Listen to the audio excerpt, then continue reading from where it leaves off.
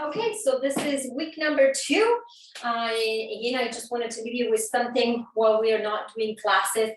So here we go. Last time we talked about your axis and how much that axis can actually travel and how the axis actually is never static, but it's super dynamic.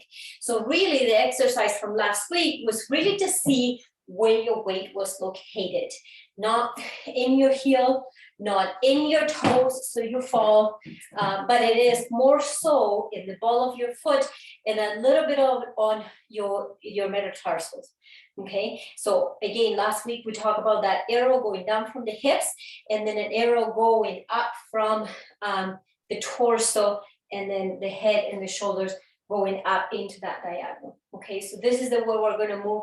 We're not going to move from that sense of really leaning forward from the hips and falling, but really that sense of being in your axis from the hips down, and then from here we create that sense of being together and the upper body going into that diagonal. Then it creates a little bit of room in here.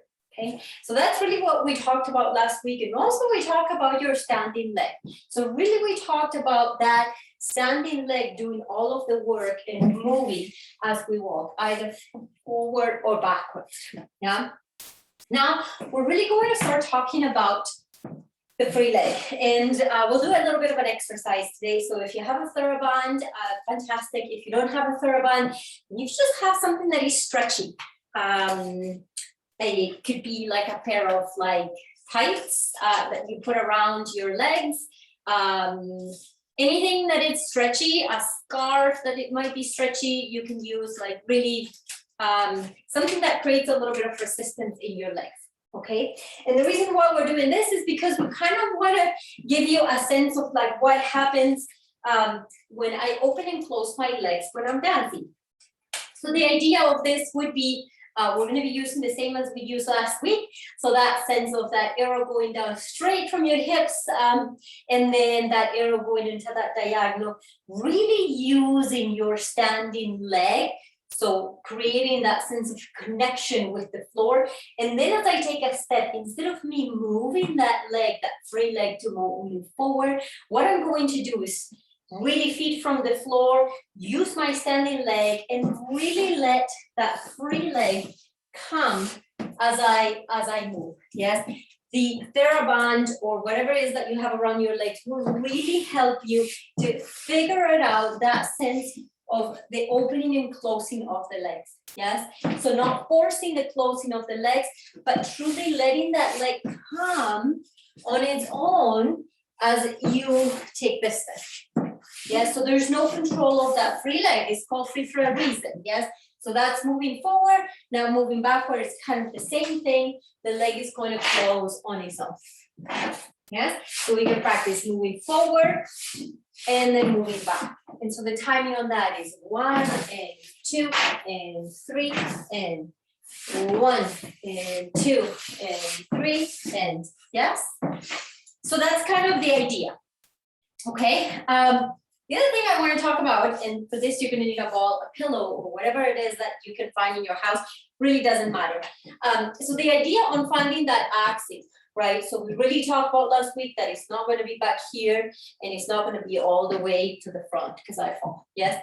So this exercise you can do on your own, and it's kind of cool to find where your axis, is located and what happens when you move your axis in different places. So really what we're going to be doing is that we're going to put all of our weight on our heels, yes? And so now what I'm going to do, and the ball is going to resemble your partner. What I'm going to do with all of the weight on my heels, I'm going to drop the ball. I'm going to see what happens. Ouch. That just hit my toes. Yes, so that means that I'm pulling my partner towards me, and then my partner is going to step in my toes, if that's the case. Yes. Now what I'm going to do is I am going to lean into my toes, and I'm going to drop that ball, and that ball really falls really far away. Yes. So then that means I'm pushing my partner away. Okay.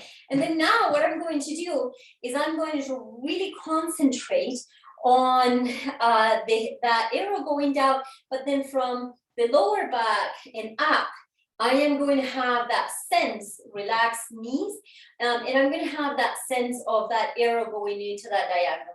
Now I'm going to drop the ball. And what happens when I drop the ball is exactly the place where my partner is going to be located. Yes, so there you have it. A couple more things that you can work on as we pass through this fourth wave. So I hope that you're okay. In the meantime, I will be sending videos every week. And in the meantime, just take care of you and yours. Bye.